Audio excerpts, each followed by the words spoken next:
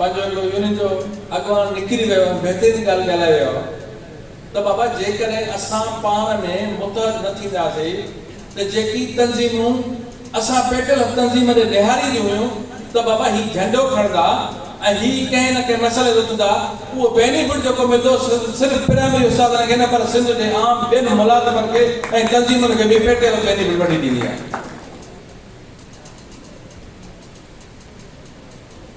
असां वटि पोज़ीशन इहा आहे त असीं पंहिंजी ज़ातियात लाइ लड़ूं पिया। 3 साल खुदा खे हाज़िर नाज़िर करे तव्हां सम्झो त 3 सालनि में किथे मरकज़ी काबीना वेठी आहे, किथे तव्हांखे नज़र न आई आहे। उहो कहिड़ो ज़िलो आहे जिते मरकज़ी काबीना न पहुती आहे, मरकज़ी सदर न पहुतो आहे, मरकज़ी जनरल सेक्रेटरी न पहुतो आहे, इहे डिप्टी जनरल सेक्रेटरी न पहुतो आहे। ठीक है, किथे 2 विया हूंदा, किथे 3 विया हूंदा, किथे 4 विया हूंदासीं। मूंखे नथो लॻे त अहिड़ो को ज़िलो हुजे ऐं उहो ज़िलो ॿुधाए त असां प्रोग्राम कयोसीं, मर्कज़ खे दावत ॾींसीं, उहो असां वटि न पहुतो। जॾहिं बि शइ थी आहे त हुन में मर्कज़ शामिल थियो आहे। पोइ कॾहिं शकूर सारंग जी सूरत में, कॾहिं गाज़ी खान जमाली जी सूरत में, कॾहिं गुलाम रसूल महाराज जी सूरत में, पर असीं पहुता ज़रूरु आहियूं। कीअं न पहुता?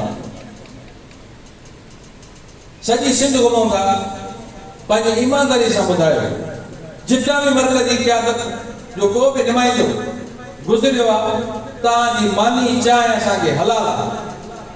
छा सिंध जे अंदरि चंदन खां सवाइ तव्हां हली सघो छा?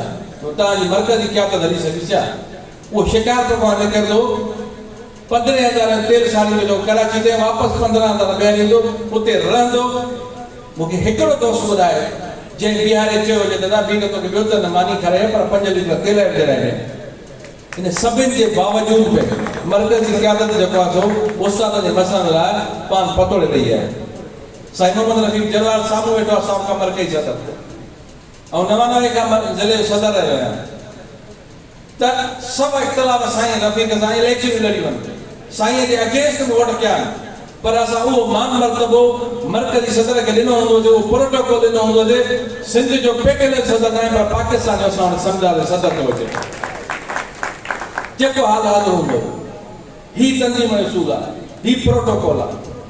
पर जॾहिं वर्किंग कमेटी थींदी त छिके ॻाल्हाईंदा त साईं रफ़ीक ॿुधण वारो, पर जॾहिं कॾहिं ॿाहिरि को साईं रफ़ीक खे ॻाल्हाईंदो त असां बाक़ाइदे हुनखे जवाबु ॾींदा हुआसीं।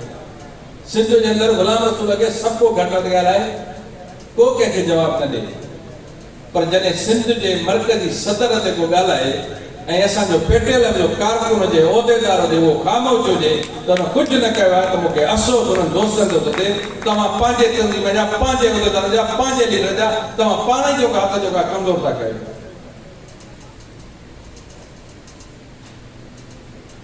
को बि मूंखे घटि वधि ॻाल्हाईंदो, उहो हुनजो अख़लाक़ आहे ऐं हुननि खे जवाबु कोन ॾींदुसि, न ॾियणु घुराई थो पियो। पर ख़ुदा जिते मां न ॻाल्हायां, पर क़ाबिल एतिराम दोस्तनि चयो आहे तॾहिं मां जेको ॻाल्हायां।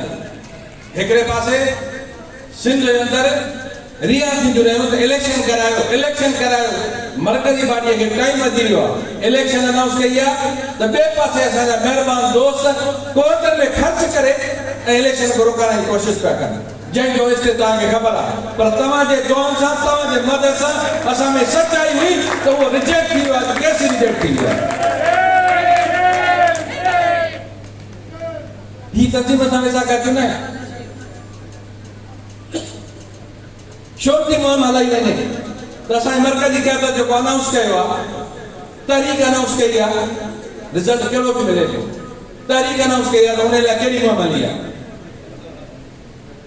इहा मुहिम हले थी, ख़र्च कयूं था, भाड़ा कयूं था, 4-4 लख रुपया फीस ॾियूं था, पर पंहिंजे तालुके जो, पंहिंजे ज़िले जो जेको आहे चङो रुपयो ॾियण लाइ असां तयारु आहियूं तंज़ीम खे।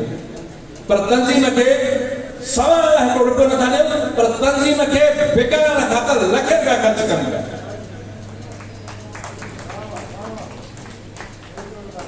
जिते सिंध सरकार असां उस्तादनि ते मुख़्तलिफ़ क़िस्मनि जा वार करे पई, मुख़्तलिफ़ क़िस्म जूं पॉलिसियूं अदा थियनि पयूं,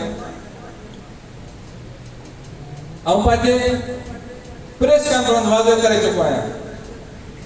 मां अॼु बि चवां थो तव्हांजे ताक़त सां अलाह ताला अहिड़ी में ज़रूरत ॾिनी आहे मिनिस्टर हुजे पर वज़ीर आला सिंध से मुराद अली शाह हुजे पर जेकॾहिं पिरामिड उस्ताद लाइ घटि वधि लफ़्ज़ ॻाल्हाईंदो उनखे ओड़ो जवाबु मरकज़ी सदर ताईं ॾींदो।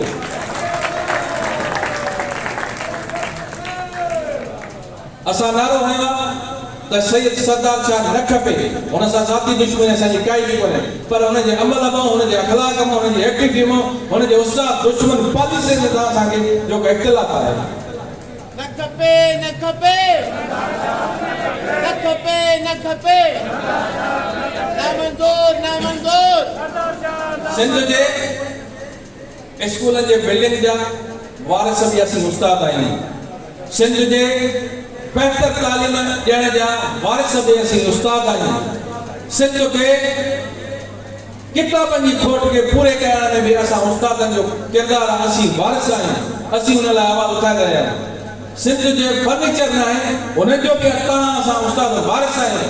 असां पंहिंजे प्लेटफॉर्म तां जेका पेट्रोल जे प्लेटफॉर्म ते असां इहा घुर कई आहे त जेका ॿाहिरि मुल्कनि असांखे बजट ॾिनी आहे स्कूल जे बिल्डिंग्स लाइ फर्नीचर लाइ त उनजी जांच कंहिं हाई कोर्ट जे चीफ जस्टिस सां कराई वञे ताकी ख़बर पए त एतिरी बजट वई केॾांहुं असांजे सिंध जे स्कूलनि जे किताबनि जी।